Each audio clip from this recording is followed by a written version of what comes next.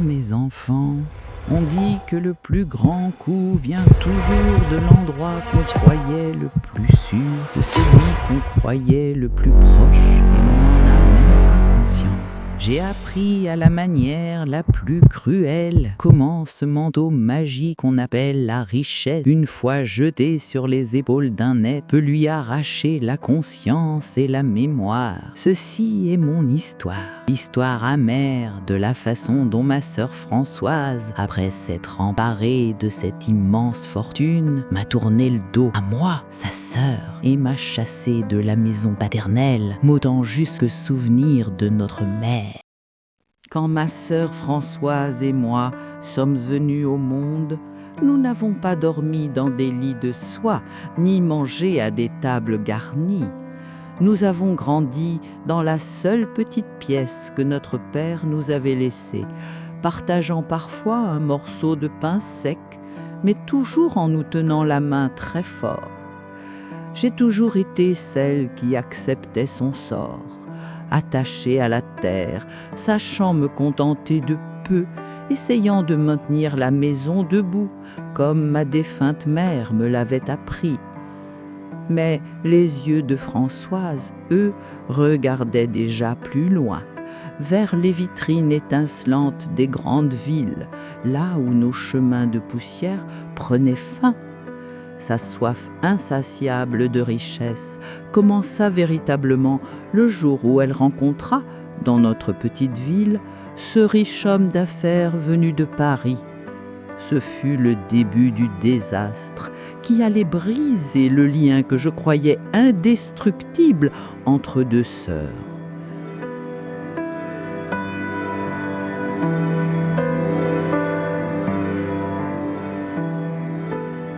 Le jour maudit où elle fit sa valise pour partir l'épouser et s'installer à Paris, elle se tourna vers moi et me dit « Ma sœur, quand je serai riche, je te sortirai de cette vie, je te le promets. » J'avais vu dans ses yeux cette ambition froide, mais je ne pus me résoudre à lui en vouloir. Les premiers mois, après son départ, je reçus des lettres sur un papier brillant, des mots qui parlaient de bonheur et d'élégance, mais qui ne disaient plus rien de ma sœur. En les lisant, j'avais l'impression de lire les lignes d'un personnage qu'elle s'était inventé, et non celle de la Françoise que j'avais connue. Le temps passa, implacable. Les cartes hebdomadaires devinrent mensuelles, puis annuelles, jusqu'à se transformer en vœux de fête. Et même sa voix au téléphone prit ce ton distant et autoritaire, comme si elle parlait non à sa sœur avec qui elle avait dormi des années sous la même couverture, mais à une domestique qu'elle rencontrait pour la première fois. Quand notre père tomba malade et que son corps épuisé rendit son dernier souffle, je téléphonai à Françoise, la suppliant « Papa est en train de mourir, viens le voir une dernière fois, demande-lui pardon. » Mais elle répondit d'une voix glaciale « Anne, j'ai une réception très importante ce soir, je ne peux pas venir, mais mon avocat s'occupera des frais. » Je n'oublierai jamais cet instant d'une cruauté sans nom. Après les 40 jours de deuil, je l'appelai pour parler de l'avenir de la maison paternelle, ce foyer où résonnaient encore les rires de notre enfance. Son ton plein de mépris fut pour moi la preuve la plus cruelle que l'argent peut pourrir l'âme d'un être humain. Elle parla de notre refuge d'enfance comme d'une ruine. « Anne, tu veux vraiment parler de ce bout de terrain ? Ne perds pas mon temps avec ces bêtises.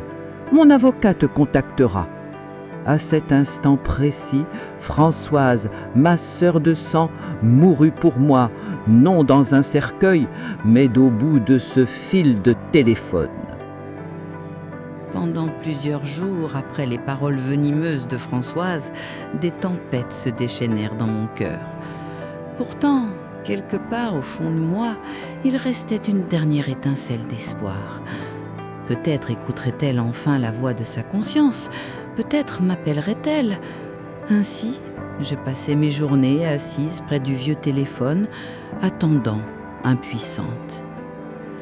Quand la sonnerie retentit enfin, la voix à l'autre bout du fil n'était ni celle de ma sœur, ni celle d'une connaissance. Ce fut un ton froid, officiel, sans la moindre émotion, celui d'un avocat coûteux qui se présenta comme le représentant de Madame Françoise Martin, ma propre sœur. Il me déclara, comme s'il lisait une décision de justice, que la maison, le seul héritage de notre père, le toit sous lequel je respirais encore, devait être vendu immédiatement sur ordre de sa cliente et que le produit de la vente serait, selon la loi, partagé en 2 parts égales. Aucune négociation, aucun délai ne serait toléré. Puis il ajoutait que, par bienveillance, sa cliente proposait de me verser une petite somme afin de subvenir à mes besoins jusqu'à la vente. Je restais sans voix. Ce n'était pas un geste de sœur, c'était une aumône jetée à une étrangère dans la rue. À cet instant, je compris que Françoise ne vendait pas seulement la maison de notre père,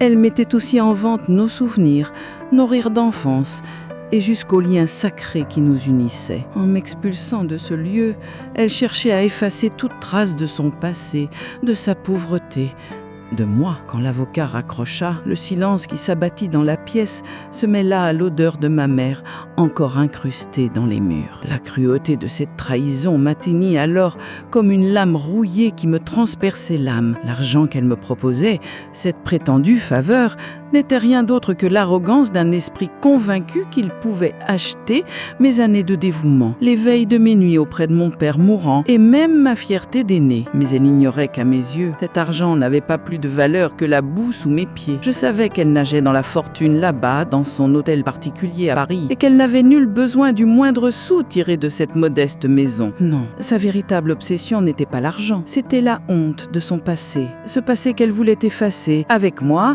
et cette maison.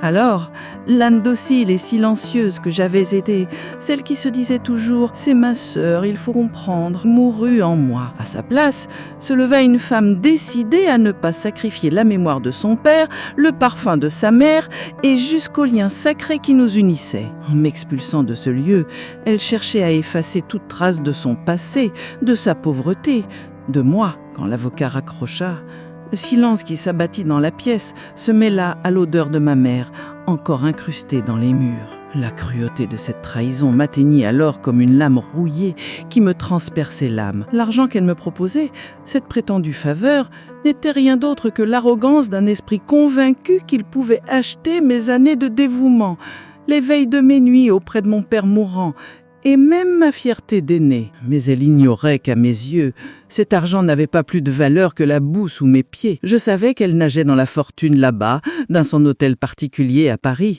et qu'elle n'avait nul besoin du moindre sou tiré de cette modeste maison. Non, sa véritable obsession n'était pas l'argent, c'était la honte de son passé, ce passé qu'elle voulait effacer avec moi et cette maison. Alors, l'âne docile et silencieuse que j'avais été, celle qui se disait toujours « c'est ma sœur, il faut comprendre », mourut en moi. À sa place, se leva une femme décidée à ne pas sacrifier la mémoire de son père, le parfum de sa mère et jusqu'au lien sacré qui nous unissait. Je pris la carte de visite que l'avocat m'avait laissée. Mes mains tremblaient, mon cœur battait à m'en briser la poitrine, mais ma voix demeura ferme lorsque je composai le numéro. « Dites à votre cliente que je n'ai pas besoin de sa charité. Cette maison est aussi la mienne et je ne quitterai pas avant mon dernier souffle. » Un instant, mon souffle se coupa. Mais alors, je revis dans ma mémoire l'image de mon père disparu, me disant « Tiens-toi droite, ma fille ». Je rassemblai tout le courage qu'il me restait. Essayant de contenir le tremblement de ma voix, je dis « Écoutez-moi, maître, dites à votre cliente, cette dame, ma propre sœur Françoise, que nous savons toutes deux qu'elle n'a pas besoin des quelques sous qu'elle tirerait de cette vieille maison en ruine. Quant à moi, je n'ai nul besoin de la charité qui dégouline de ces palais dorés. » Je repris « Cette maison, ces murs, ils sont les témoins de mon enfance, du labeur de ma mère et du dernier souffle de mon père. Alors, allez dire à ma sœur mignonnaire que je ne quitterai cette maison que les pieds devant. Je ne plierai pas sous ses menaces et je ne livrerai pas cet héritage paternel à son avidité. » Un bref silence suivit. Puis, cette voix glaciale reprit, mais cette fois chargée d'une colère contenue. « Madame Anne Dupont, si vous refusez cette offre raisonnable et continuez à faire obstacle à la vente, ma cliente engagera une procédure judiciaire pour partage forcé du bien. La maison sera alors mise en vente par voie d'exécution et vous n'en tirerez qu'un prix bien inférieur. » Le mot « exécution » claqua à mes oreilles comme une gifle.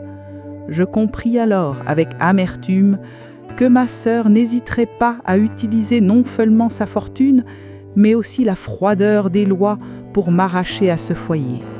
La guerre était désormais déclarée. Je reposais lentement le combiné. Ce mot « exécution » continuait de flotter dans la pièce, comme un souffle maudit. Les murs, jadis mon refuge, semblaient se refermer sur moi, glacés et étrangers. Je n'avais plus d'abri au monde, hormis la mémoire de mon père et ma propre dignité. En pensant aux armées d'avocats que son riche mari payait pour elle, à ces couloirs de justice impitoyables dont j'ignorais tout, je sentis un poids lourd comme une pierre descendre dans ma poitrine. Et alors, sur cette même vieille chaise où elle avait autrefois posé sa tête sur mes genoux, pleurant « Grande sœur, que ferais-je sans toi ?» je me revis nous deux, avant. Comment cette femme, prête à me jeter dehors pour une poignée d'argent, pouvait-elle être cette petite sœur que j'avais aimée ? Je compris à ce moment-là que cette lutte n'était pas un simple différend d'héritage entre deux sœurs. C'était une guerre, la guerre d'une âme aveuglée par l'argent et l'orgueil, cherchant à effacer son passé, pauvre et honteux, à effacer moi, la dernière trace vivante de ce passé. Je n'avais un sou pour payer ces avocats pompeux, mais je jurais de ne pas céder à l'injustice. Je ne fermais pas l'œil de la nuit, car je savais qu'au matin, il ne me resterait qu'une chose à faire, aller frapper à la porte de Maître Caron, ce vieil avocat à la retraite, droit et humain, qui seul, dans cette petite ville, parlait encore le langage du cœur. By the morning after that blackest of nights, the sun seemed to rise not to warm me, but to throw my helplessness into cruel relief. As I walked through the narrow cobbled streets of our little English town, streets I'd known all my life, my head hung so low it was as if I were walking to the gallows.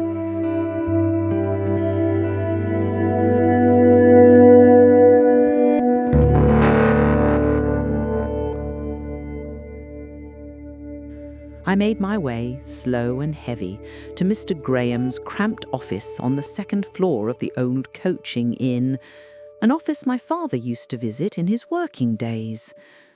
When I pushed open the door, it gave its familiar groan, and the air inside smelled of dust, paper, and old books. It was nothing like the glossy mahogany offices I imagined that London solicitor worked in, cold, glassy, lifeless. This room was different.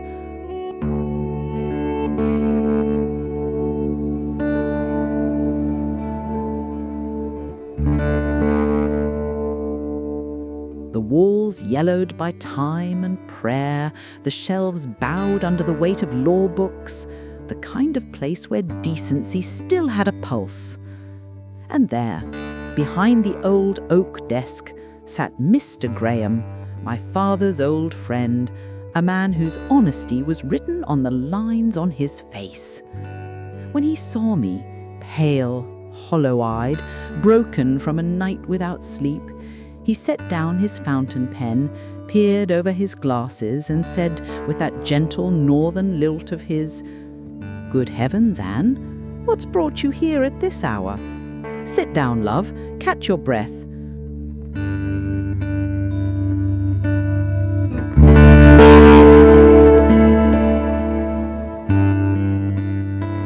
What storm's blown you into my dusty little office? That voice, steady, fatherly, kind, undid me. I tried to swallow the lump in my throat and haltingly told him everything.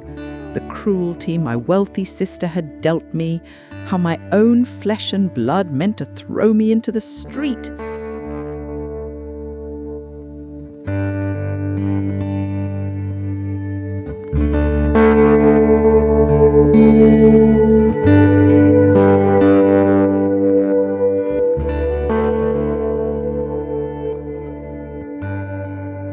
Saying it aloud to another human being, and to one who had known my father, felt like tearing open a wound. Mr. Graham listened without a word, the patience of a father in every nod. When I'd finished, he drew a long, heavy breath. "Anne," he said softly, "what you've suffered shouldn't happen to anyone. There's no justice nor mercy in it." Then came the truth that cut deeper than any blade. "But the law, love, the law isn't written in compassion. It's written in ink. I'm sorry to say your sister does have the legal right to force a sale. That's what they call a partition claim. She can do it, and the court would have to oblige." His words hit me like the ceiling falling in. For a moment I couldn't breathe. To hear it said aloud that the law itself stood with her, not me, crushed whatever hope I had left. I thanked him, voice barely more than a whisper, and left the office. The old wooden stairs creaked beneath my feet. Outside, the marketplace clattered and hummed, but to me, it sounded miles away, as though I were walking through fog. My mind was already at home, wondering how I'd find the strength to open that door again. When I reached it, the brass key in my hand felt alien, like it no longer belonged. I knew now that everything behind that door, every memory in those walls, wasn't mine anymore. It was property, a thing my sister could send the bailiffs for. I closed the door and leaned against the timber, its chills seeping into my back. Then the tears came, all the ones I'd swallowed for pride. They ran hot down my cheeks, born from the wound that betrayal leaves. I was alone, utterly, terribly alone. I sat on the cold flagstone floor, staring at the door, waiting for the sound I dreaded most, the soft scrape of an envelope sliding under it, the notice that would tell me I no longer belonged in my own home. Je n'arrivais même plus à compter les jours qui s'étaient écoulés depuis ma conversation désespérée avec Maître Caron, comme si le temps s'était figé au moment où je m'étais affaissé au pied de cette porte. Je ne savais plus si j'avais mangé ou bu, je fixais seulement ce petit passage sous la porte, attendant l'arrivée de cette lettre funeste, comme en attendrait la sentence du bourreau. Et puis, la voix est venue, enfin. À l'aube, au lieu du courrier joyeux du facteur, il y eut le froissement discret, presque reptilien, d'une grosse enveloppe blanche glissée sous la porte. Et mon cœur, jusque-là pétrifié, se remit à battre, mais cette fois d'effroi. Je savais que c'était la lettre finale de trahison envoyée par ma sœur.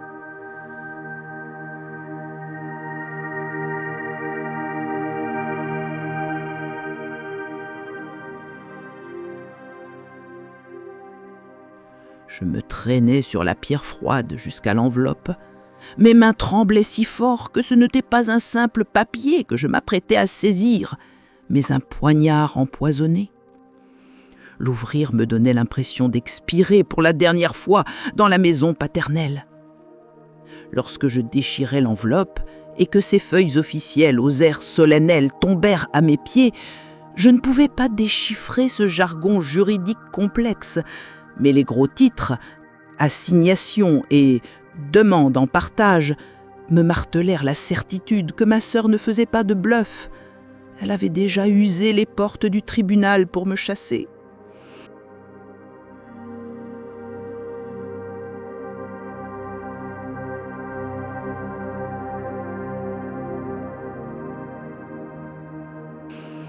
À cet instant, ces papiers officiels cessèrent d'être de simples feuilles et se transformèrent en preuve légale de l'intention cruelle qui me venait de Françoise et de sa vie de millionnaire.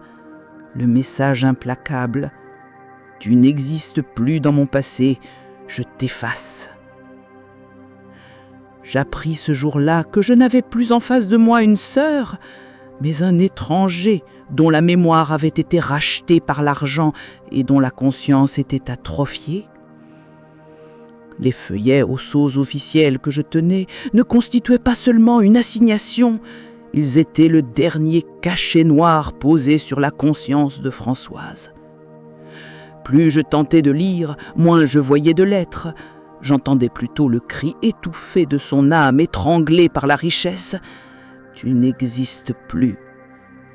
Sur ces documents, à côté de mon nom Anne, héritée de notre père, figurait la mention « défendresse », tandis que le nom de Françoise, désormais vêtue du patronyme de son mari fortuné, portait la mention « demanderesse ».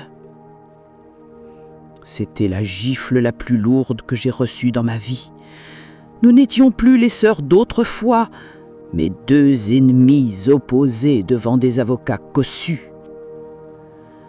Alors je pensais moins à la peur de perdre ma maison qu'à l'horreur anticipée du lendemain, lorsque je foulerais les couloirs du petit tribunal de notre bourg et que tout le monde, les commères, les voisins de 40 ans, murmurerait « Vous avez vu, sa propre sœur, devenue millionnaire, elle expulse sa sœur de la maison paternelle ?»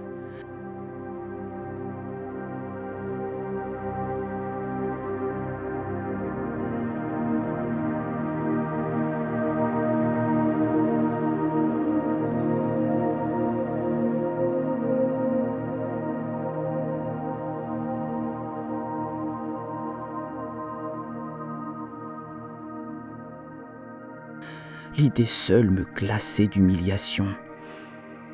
Je restais longtemps assise sur la pierre froide, le corps vidé de force, et lentement, la douleur de l'orgueil brisé se mua en colère muette.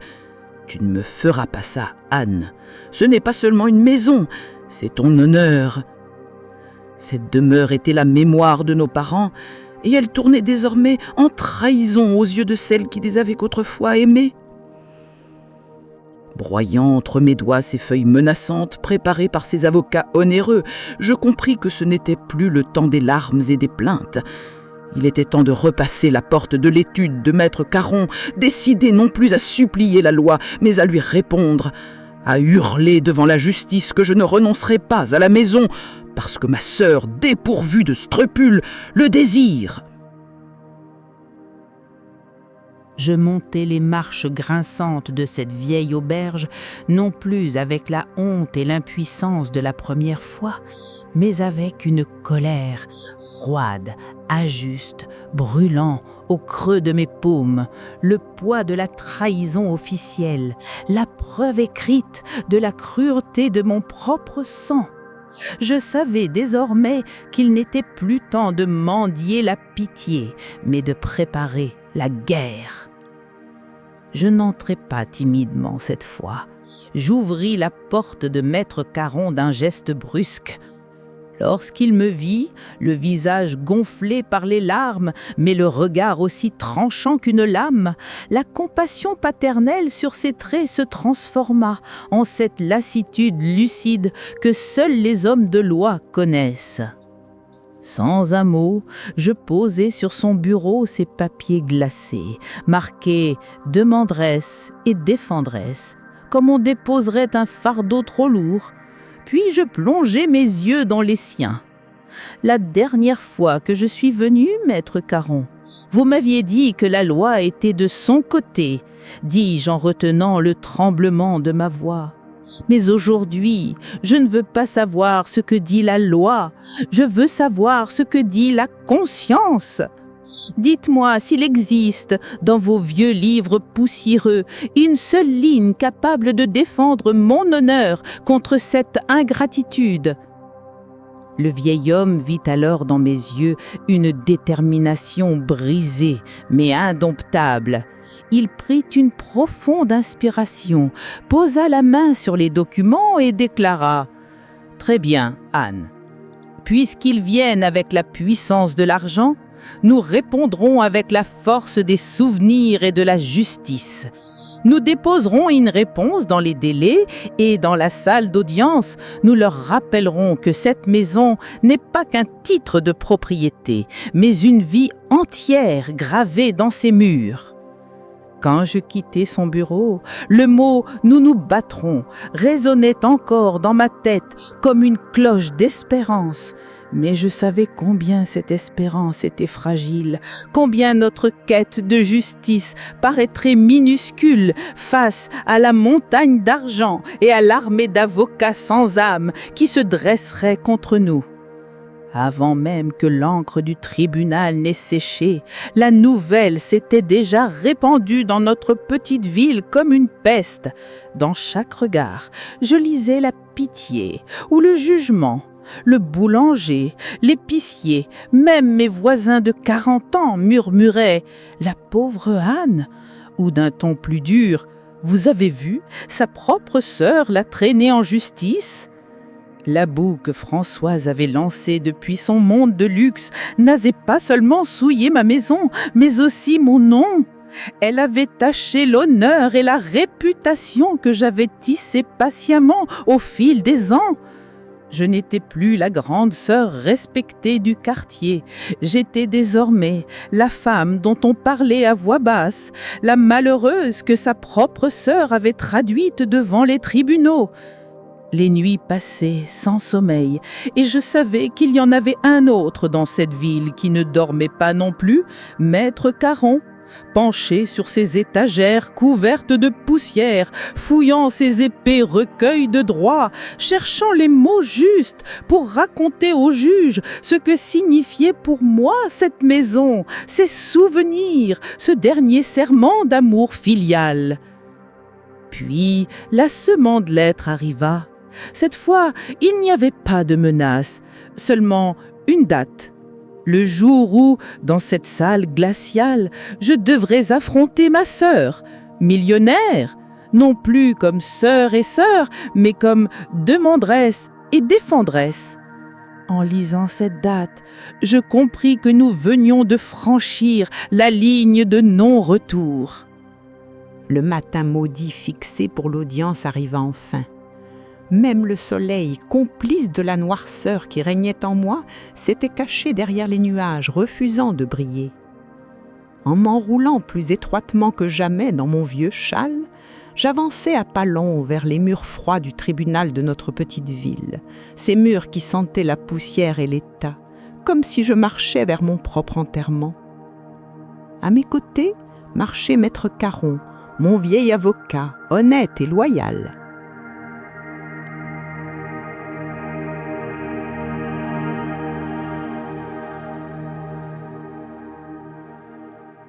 Lorsque nous pénétrâmes dans le couloir bondé, au milieu des pas pressés, du bruissement des papiers et du murmure impersonnel des fonctionnaires, je me sentis terriblement seule, déplacée, presque coupable, comme si j'étais l'accusée dans cette affaire et non la fille d'un père défunt défendant son toit.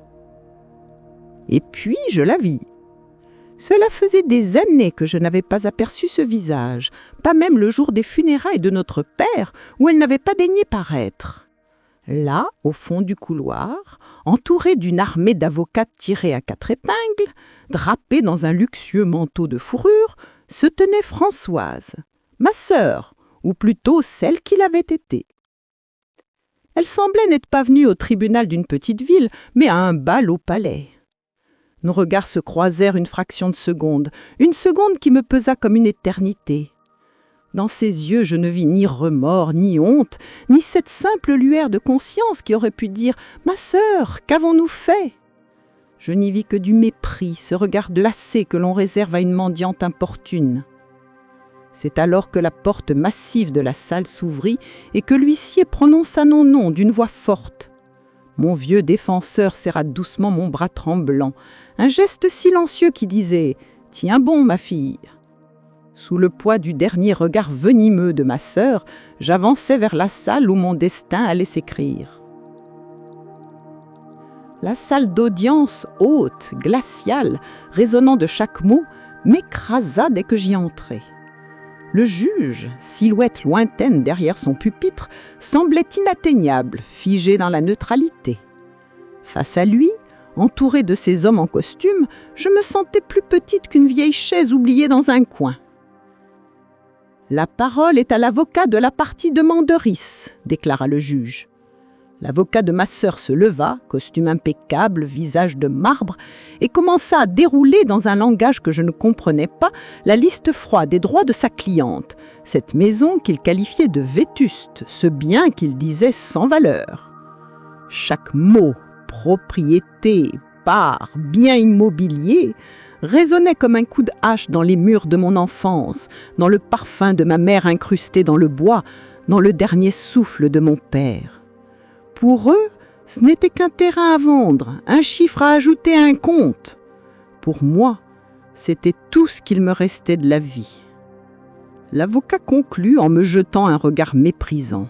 « Ma cliente, dit-il d'un ton glacial, ne peut tolérer qu'une opposition émotionnelle retarde la réalisation de ses droits. La vente doit avoir lieu immédiatement, fût-ce par voie d'exécution. » Ces paroles venimeuses vibraient encore dans la salle quand Maître Caron, mon vieil arbre de sagesse, se leva lentement de sa chaise grinçante. Il se tourna vers le juge et dit d'une voix ferme, mais chargée d'humanité. « Monsieur le Président, avec votre permission, nous voudrions aussi parler de ce qui s'est réellement passé dans les murs de cette maison qu'on appelle vétuste. Car cette affaire, croyez-moi, n'est pas un simple litige de part, mais une dette de reconnaissance. » Et dans le silence suspendu qui suivit, ces mots semblèrent enfin ramener un peu d'âme dans cette salle où tout, jusque-là, n'était que loi et froideur. Lorsque la voix tremblante mais ferme de Maître Caron, cet homme aux cheveux blanchis par une vie entière passée à défendre la justice, l'ami de mon père, résonna contre les murs glacés de la salle d'audience, je pris conscience à quel point elle différait de celle de l'autre avocat, si lisse, si mécanique, qui récitait ses textes comme un automate.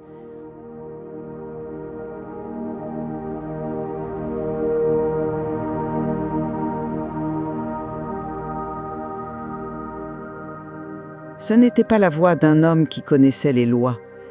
C'était celle d'un homme qui avait vu la souffrance humaine derrière ces lois. D'une voix claire et vibrante, il raconta comment, durant des années, j'avais veillé sur mon père jusqu'à son dernier souffle, comment j'avais pourvu à tous ses besoins, seule, tandis que ma sœur Françoise, riche et lointaine, n'avait même pas pris la peine d'appeler une seule fois pour demander « Comment va papa ?» Il expliqua que je n'avais pas seulement donné mon travail, mais aussi ma jeunesse, ma vie entière à cette maison, et il présenta chaque preuve, une à une, les vérités douloureuses qu'il énonçait, l'ingratitude envers son propre père, le vide moral de cette sœur sans cœur, ne firent naître sur le visage de marbre de Françoise pas la moindre ombre de honte.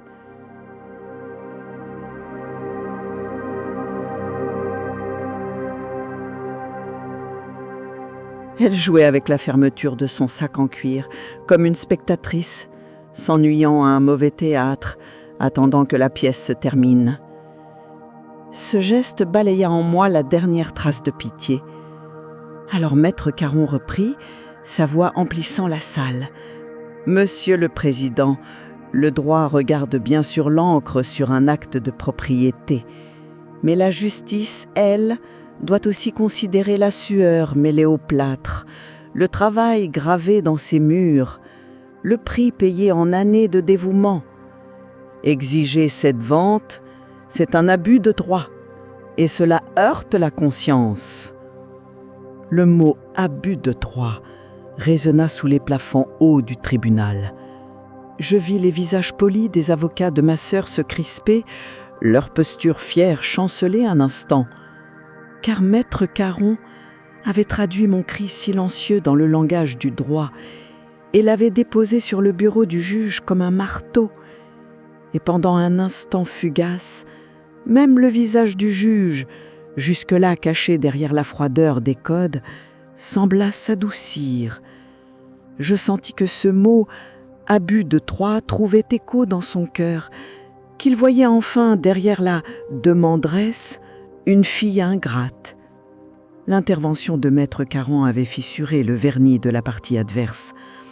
L'avocat principal de Françoise, rouge de colère, se leva brusquement et s'écria « Monsieur le Président, nous ne sommes pas ici pour juger la vie privée de ma cliente, mais pour appliquer le droit. Qu'on mette fin immédiatement à cette démonstration émotionnelle. » Puis d'une voix plus dure encore, il lança l'insulte la plus ignoble.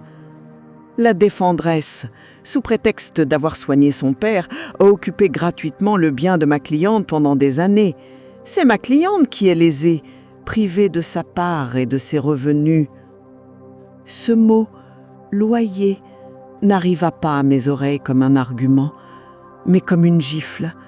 Ce n'était pas un mot de droit, c'était une salissure jetée par ma sœur sur ma dignité. En un seul mot, elle venait de mettre un prix sur chaque nuit blanche, chaque verre d'eau que j'avais tendu à notre père, chaque pansement que j'avais changé. Elle venait de donner une valeur marchande à mon amour. Sous le poids de cette infamie, je faillis m'enfondrer. Mais la voix du juge tonna. « Silence dans la salle !» Le bruit sec du marteau résonna. Il regarda tour à tour mes larmes et leurs mensonges, puis prononça d'un ton grave « Le tribunal ordonne une expertise afin d'évaluer la contribution et le travail de la défendresse dans la maison. L'audience est donc ajournée à une date ultérieure. » Et pour la première fois, le coup de ce marteau ne sonna pas comme celui de la loi, mais comme celui, rare et fragile, de la justice. Quand le marteau du juge frappa et que l'audience fut ajournée, je quittai cette salle glaciale, non pas comme une condamnée, mais comme une âme qu'on avait laissé exprimer sa dernière prière. Le juge avait reconnu, ne serait-ce qu'un instant, que mon travail dans cette maison que les avocats de ma sœur appelaient « vétuste » et mon dévouement, que l'on qualifiait de « loyer », pouvait peut-être avoir une valeur.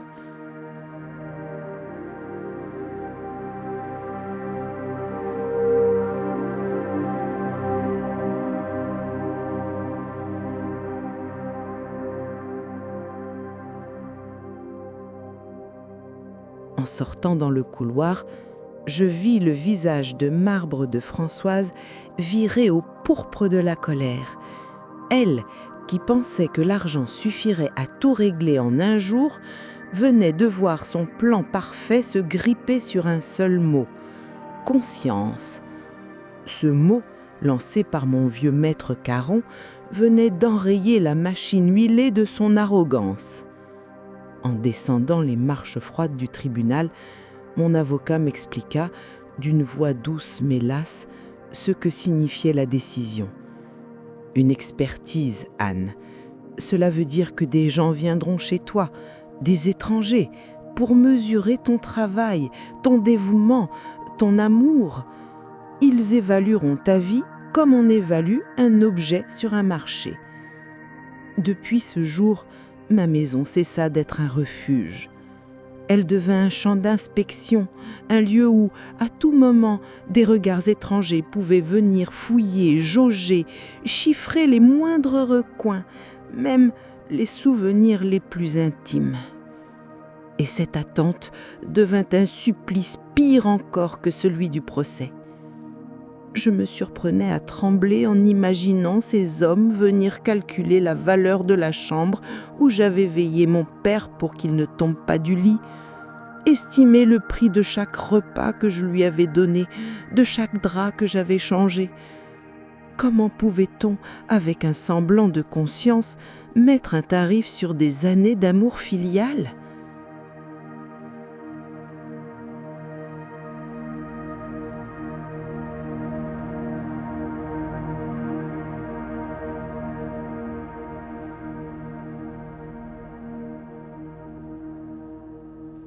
Le jour où l'on frappa enfin à ma porte, je sus que c'était eux. 3 hommes en costume, des dossiers et des instruments de mesure à la main. Ils n'étaient pas venus estimer une maison, ils étaient venus saisir mes souvenirs.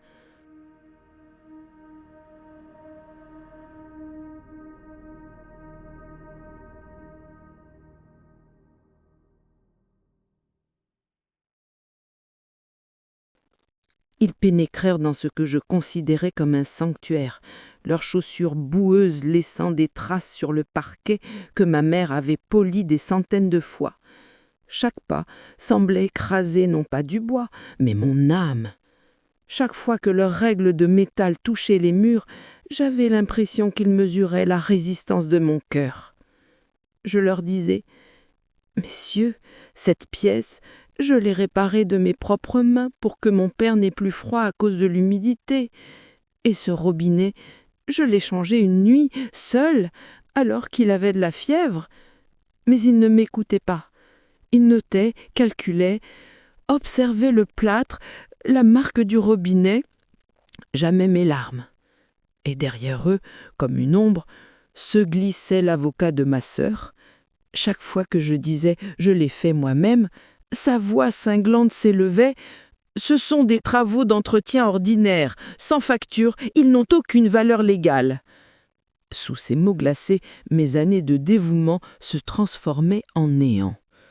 Quand ils terminèrent leur inspection d'1 heure et fermèrent la porte derrière eux, ils laissèrent bien plus que des empreintes de boue.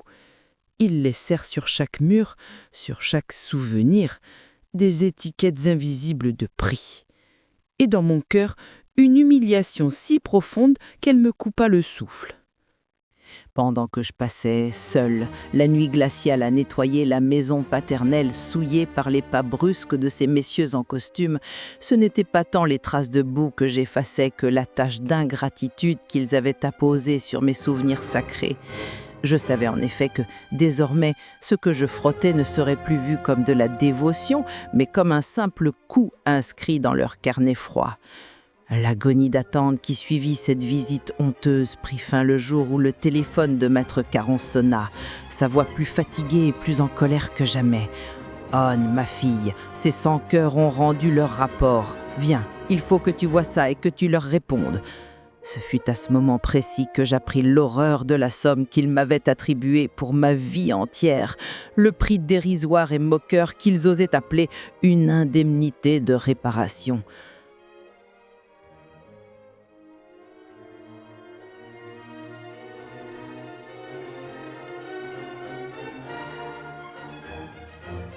Quand j'arrivais dans le bureau poussiéreux, Maître Caron posa devant moi de ses mains tremblantes les documents officiels. Sur ces pages, les milliers de nuits blanches passées au chevet de mon père, le poids insoutenable de veiller un homme alité, toute une vie consacrée à entretenir cette maison, tout cela était réduit à une somme ridicule, écrite comme on noterait la paie d'un ouvrier pour quelques jours de travail. Et comme si cet outrage ne suffisait pas, en annexe du rapport, l'avocat calomniateur de ma sœur avait osé écrire qu'un tel montant était excessif et, pire encore, exigeait que l'on me réclame des loyers rétroactifs pour toutes ces années où j'aurais soi-disant occupé gratuitement la maison. Autrement dit, il transformait mon dévouement en dette envers ma propre sœur dans une pétition diabolique. À la lecture de cette ligne finale, un feu bouillant me parcourut la nuque. Ma sœur millionnaire, par l'intermédiaire de ces hommes sans scrupules, ne se contentait pas d'ignorer ma vie de sacrifice. Elle réduisait mon rôle d'épouse de substitution et de fille dévouée à une obligation financière que je lui devrais désormais. Elle me traitait comme une occupante de son bien familial.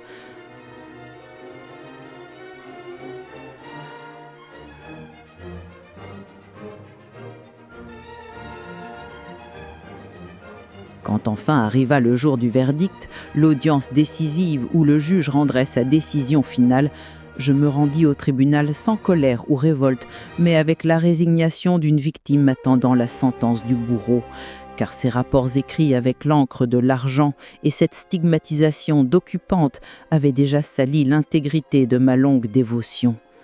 Dans la salle d'audience glaciale, l'avocat impeccable au service de ma sœur se leva comme un chef victorieux et présenta au juge son rapport méprisant. Il réclamait non seulement la vente immédiate de la maison, mais demandait aussi qu'on me fasse payer, déduite de la durée de ma vie, la somme correspondant au prétendu loyer, et qu'on me les prélève, majorés des intérêts, sur l'héritage que ma sœur prétendait conserver. Au moment où ce petit personnage grinça et se rassit en souriant d'un air complice à ma sœur, mon vieux et vaillant maître Caron se leva lentement. Il prit dans sa vieille serviette un pli plus ancien que le rapport d'expertise, jauni mais muni d'un sceau officiel, et déclara « Monsieur le Président, je me suis tu jusqu'à présent parce que j'attendais la lecture d'un ultime document. Le testament de feu votre père. Mais puisque la partie demanderesse s'arroge le droit d'évaluer toute une vie comme un loyer, il est temps que la vérité que votre honorable cour ignore soit portée à la connaissance de tous. » Un silence de tomba sur la salle. Maître Caron brandit le papier jauni. C'était le contrat notarié par lequel mon père, à l'époque où votre sœur était déjà partie avec cet homme riche et sans scrupules, avait exprimé sa crainte. Ma fille ne voit que l'argent. Un jour, elle rejettera sa propre sœur. Et en contrepartie des soins que j'avais reçus pour le restant de mes jours, il m'avait légué la maison familiale dans son intégralité. Ce document annulait d'un trait l'action en part que ma sœur invoquait, balayait l'infamie du prétendu loyer et vidait de son sens l'étiquette de maison abandonnée qu'on avait accolée à notre foyer paternel. Le marteau du juge tomba cette fois pour défendre mon honneur. Je vis la mine des avocats et de ma sœur se décomposer, leur arrogance se muer en chambe, et je compris à cet instant que, mes enfants, les biens ne sont que vanité, la richesse est éphémère, mais la trahison plantée dans le cœur d'un être humain finit toujours par revenir frapper la main qui l'a tenue.